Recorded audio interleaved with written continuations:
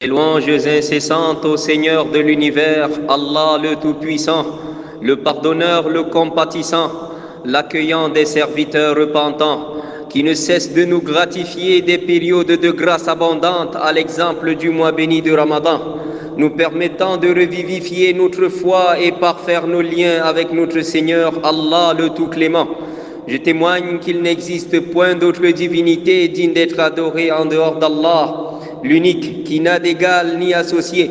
Et je témoigne que Muhammad, à lui le salut et la paix, est son serviteur et son messager, le dernier des envoyés. Qu'Allah fasse ses éloges auprès des anges rapprochés, ainsi que ceux de sa famille purifiée, ses frères, prophètes et messagers, ses compagnons bien guidés et tous ceux qui emboîteront le pas avec eux sur le chemin de la félicité jusqu'au jour où l'on sera ressuscité. Suite à quoi, frères dans la foi, délaissons le péché apparent et caché, c'est cela la piété. Soyons à l'image de celui qui arpente un chemin épineux, prenant garde à l'endroit où il pose les pieds, n'ayant jamais pour habitude de minimiser un péché. C'est certes à partir de petits cailloux que les montagnes se sont formées. Quiconque fait une bonne œuvre, c'est pour son bien, et quiconque fait le mal, il le fait à ses dépens. Ton Seigneur, cependant, n'est point injuste envers les serviteurs. Sourate 41, verset 46. Honorables jeûneurs, recevez la bonne nouvelle, car vous êtes ombragés par le mois béni de Ramadan. Vous baignez dans les grâces d'Allah et cueillez de sa miséricorde. Le mois de Ramadan, au cours duquel le Coran fut révélé comme guide pour l'humanité et preuve claire de la bonne direction et du discernement. Malheur donc à celui que le Ramadan trouve vivant, mais ne se met pas à l'œuvre pour se réformer et obtenir la rémission et le pardon de ses péchés.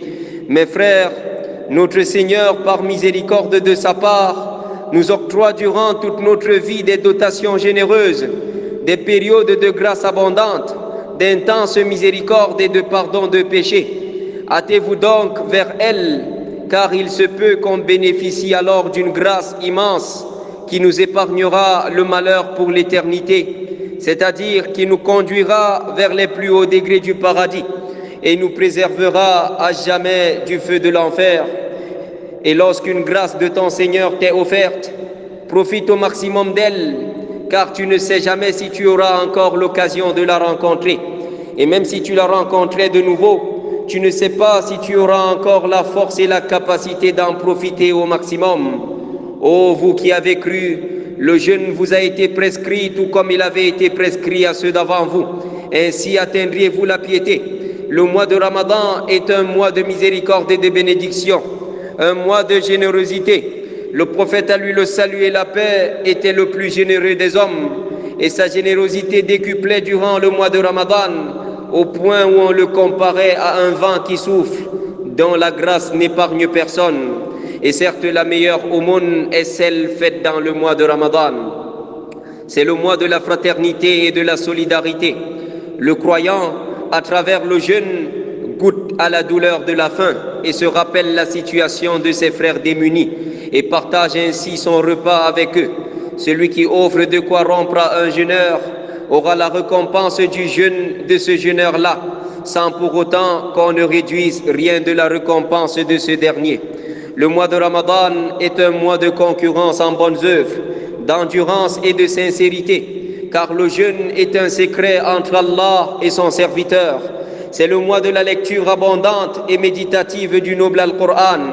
L'ange Gabriel faisait une révision complète du noble Al-Qur'an avec le prophète, à lui le salut et la paix, durant le mois de Ramadan. C'est le mois de la dévotion nocturne et des larmes abondantes. Lorsqu'entre le mois de Ramadan, les portes du paradis sont ouvertes, les portes de l'enfer sont fermées, les démons sont enchaînés. Se trouve durant ce mois une nuit meilleure que 1000 mois d'adoration. C'est le mois de l'affranchissement du feu de l'enfer. La laine du jeûneur est plus agréable auprès d'Allah que le parfum du musc. Le jeûneur connaîtra deux joies, une au moment de sa rupture et l'autre le jour où il rencontrera son Seigneur. Dans les deux recueils authentiques, Bukhari et Muslim, il est transmis du messager d'Allah, à lui le salut et la paix, qui a dit: quiconque jeûne le mois de Ramadan avec foi et espoir, ses péchés antérieurs lui seront pardonnés. Et quiconque se tient en dévotion nocturne durant le mois de Ramadan avec foi et espoir, ses péchés antérieurs lui seront pardonnés. Et quiconque se tient en dévotion nocturne durant la nuit du destin avec foi et espoir, ses péchés passés lui seront pardonnés. Et quiconque se tient en dévotion nocturne derrière l'imam jusqu'à ce qu'il achève la prière aura la récompense d'avoir passé toute la nuit en dévotion. Mes frères, au milieu des versets instituant le jeûne, se trouve ce verset plein d'espoir. Et quand mes serviteurs t'interrogent sur moi, alors je suis tout proche. Je réponds à l'appel de celui qui me prie quand il me prie. Je réponds à l'appel de celui qui me prie quand il me prie. Qu'il réponde donc à mon appel et qu'il croie en moi afin qu'il soit bien guidé. Sourate 2, verset 186. En effet, le mois de Ramadan est le mois de la multiplication des invocations. Le jeûneur a droit à une invocation exaucée au moment de sa rupture. Par ailleurs, il a l'opportunité d'être debout au dernier tiers de la nuit pour prendre le repas avant l'aube. Et certes, à ce moment-là, Allah, toute gloire à lui, descend au ciel le plus bas comme cela sied à sa majesté.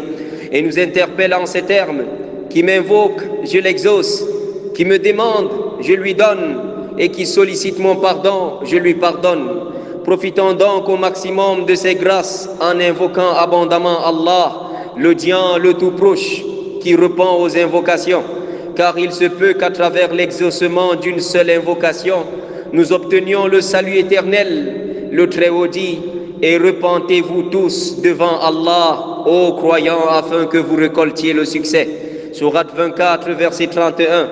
Le mois de Ramadan nous permet d'éduquer nos âmes à la piété et dompter ainsi nos désirs et passions.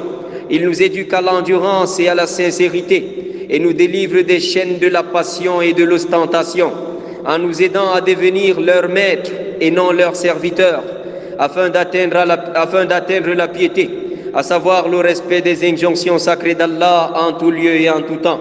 Le prophète, à lui le salut et la paix, dit: le jour où l'un de vous jeûne, qu'il ne vocifère pas, qu'il n'insulte pas, qu'il ne tient pas des propos grossiers. Et si on l'insulte ou on le combat, qu'il dise: je suis jeûneur, rapporté par Bukhari et Muslim. Qu'il est donc étonnant d'observer des personnes n'ayant rien compris des objectifs du jeûne, se limitant simplement à se priver de manger et de boire, et se permettant de tout faire et tout dire durant le mois béni de Ramadan. Ces personnes n'ont pas réalisé que ce qui était permis à la base, tel que manger et boire, devient interdit durant les journées de Ramadan. Par conséquent, ce qui était interdit à la base, tel que calomnier, mentir ou toute autre forme d'injustice, devient donc doublement interdit. C'est pourquoi, d'après Abu Huraira, qu'Allah soit satisfait de lui, le messager d'Allah, à lui le salut et la paix, a dit: celui qui ne délaisse pas le faux témoignage, l'usage du faux et les actes d'ignorance, Allah n'a nullement besoin qu'il délaisse sa nourriture et sa boisson. Rapporté par Bukhari. Mes frères, jeûnons donc comme il se doit, avec foi et espoir, afin d'obtenir le pardon de nos péchés. Prenons garde à la perte de temps dans les futilités. Ne soyons point pris de paresse durant ce mois d'effort. Ne faisons pas de ces journées des journées de paresse, de perte de temps et de sommeil, et de ces soirées des soirées de gourmandise. Ne cherchons pas des mosquées où les prières nocturnes sont effectuées à la vitesse de l'éclair comme pour s'en débarrasser, mais soyons endurants et véridiques dans nos actes de dévotion. Et certes, le repos éternel n'appartiendra qu'à ceux qui se seront épuisés dans ce bas monde sur le chemin d'Allah. Et concourez au pardon de votre Seigneur et à un paradis large comme les cieux et la terre, préparé pour les pieux, qui dépensent dans l'aisance et dans l'adversité, qui dominent leur colère et pardonnent à autrui, car Allah aime les bienfaisants.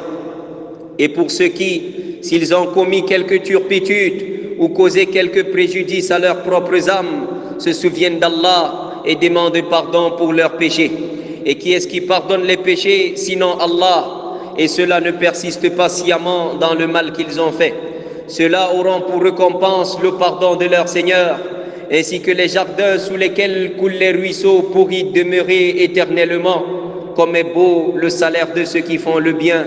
Sourate 2, versets 133 à 136.